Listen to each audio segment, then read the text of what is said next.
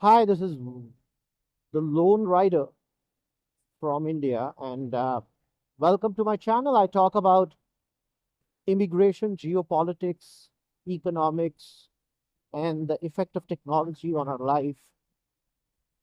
So let's talk about a topic which is a mix of geopolitics, immigration, and economics. Like all are intersecting with each other, and you know that's what's happening in most of the Europe, UK, US, and Australia right now. By the way, I am going towards my home in Delhi. I'm on the Bombay Delhi Expressway right now. India has progressed quite a bit. You can see high rise housing coming up or already built up around me. This is an expressway. The roads are beautiful and houses are expensive and people are living their lives. So, frankly, there's no reason for someone to get on a boat and go abroad anymore. All the Indians went there quite legit and are leading organizations like the Googles and the Microsofts of the world. So let's keep that aside for a minute and talk about what's wrong with people, what's wrong with folks out there who are coming on the streets and blaming everyone who doesn't look white and their type, quote unquote. I'm just saying that, it's because of you that my son doesn't have a job. It's because of you that I can't afford a house. It's because of you. It's because of you. But why? Why blame people who came to your country uh, because of the government regulations, because of what your government wanted? They wanted people to come in, settle, have jobs, pay taxes, pay tuition fees, skyrocket high tuition fees, buy houses, expand consumption base because your own population doesn't want to have kids. They really don't want to have kids anymore. And that said, you know, I truly believe that it was a disaster in making. Frankly speaking, you cannot assume that hundreds and thousands of people will come from outside the country and just be able to settle well and blend well in your society. It doesn't work that way. Uh, will 100,000 Britishers come and they'll be able to blend in Bombay? It offers a great lifestyle. But will they be able to blend in? Will they celebrate Diwali? Will they start talking Hindi or Marathi? They won't.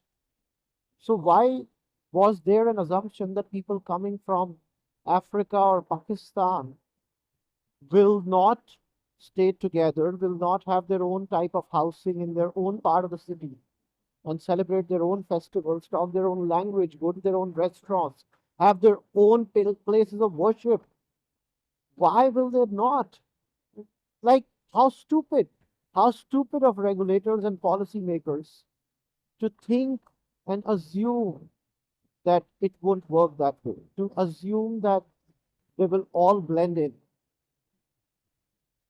And the uprising right now, if I might call it uprising, in all these countries on weekends, where people come on the streets and they say, "Oi, oi, oi, get out of my country and you don't belong here." Who are you? Where were you when the policies were getting formed? Blame your government. Blame your politicians. Take them to court. Don't have your teenagers do violence against little kids of Indian origin or some other origin. That's what's happening. That's wrong. That's absolutely wrong. And by the way, to all the Indians out there, brothers and sisters and their children, it's a great story in the making. You are actually missing out a lot by staying abroad. I'm riding a 900cc BMW. I'm traveling on an expressway. I'm going to my condominium where I stay. We have a great life out here. We travel around the world, go wherever we want. We also have options. We have a PR. We can move to another country the day we want, but we are choosing to stay here because, frankly, it doesn't make sense. It doesn't make sense. You will try to keep blending in all your life, fitting in all your life into that culture, and still feel like an outsider. Still feel like an outsider. These idiots who are on the streets and thinking that by doing that people will just pack their bags and go away, they don't know it's something that their government allowed. The government actually had policies around it, right? They had policies. They had the point system in Canada and Australia. It wasn't done overnight. People didn't hop onto 2,500 cruise ships and landed in a country and started calling it their own. It was in a structured manner. Quotas were assigned, point system was formed, skill categories were defined, and people started coming in. It's only in the last few years that France and Germany and the UK have allowed, or even the US from the Mexican border have allowed asylum seekers. Like that's also a doing of your own government. The engineer who came there to work with Telstra or O2 or some other company of yours who's paying taxes and having a humble life, he doesn't deserve to be pushed around and shoved in a parking lot when he's just done his grocery shopping along with his wife and a 5-year-old kid. That's wrong. That's wrong. And frankly speaking, if all of them decide to just leave, your economy, anyways, it is screwed up right now. It's going to be just falling off a cliff. I'm telling you. Off a cliff, ladies and gentlemen. So, economic headwinds are leading for people to think this way, are leading for people to change their opinion about so-called outsiders who were well respected and also are in some CEO roles in your country, and paying students are paying millions of dollars of fee, and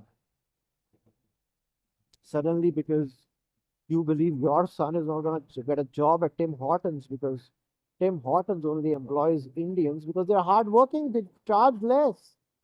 They came in as students, they're allowed to work. Your government allowed them. Stop making a video of that poor girl who went there. Her family spent all their savings for so-called Canadian dream of hers, and you'll just make a video and post on YouTube and get your fellow white Canadians to give you likes and applause. Go protest outside your government, their parliament. That's the place you should go and make videos. And to all my fellow Indians, frankly speaking, I'm not talking about Pakistanis or Bangladeshis, Sri Lankans or Filipinos or Africans. Come back. A beautiful life awaits you. Beautiful. A lot of people in my kids' schools, the parents have returned, taking a conscious decision to return. They're having a great time out here. It will take time for you to settle in again, but frankly, it doesn't make any sense for you to stay there. If you have done well, if you bring the skill sets that our organizations in India that are on an acquisition spree, the steel companies going defunct are acquired by Indian companies. The automotive OEMs going defunct are acquired by Indian companies. Tire manufacturers are acquired by Indian companies. Don't worry. Half of the companies of Europe are actually owned by Indian companies. Come back. Continue to work with the ArcelorMittals and the Tata Steels and the Tata Motors and Jaguar Land Rovers. You can very well have the same organizations, same work culture, great lifestyle, live in a condominium out here and have a pretty decent and good life. You really don't need to uh, struggle at all in any which way.